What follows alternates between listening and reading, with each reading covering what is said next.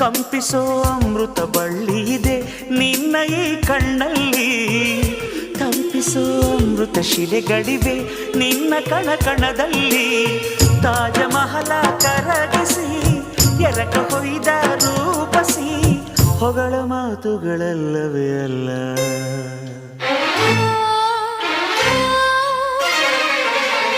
ನಿನ್ನ ವಿನಃ ಏನಿಲ್ಲ, ಪುನಃ ಪುನಃ ಕೇಳಿದ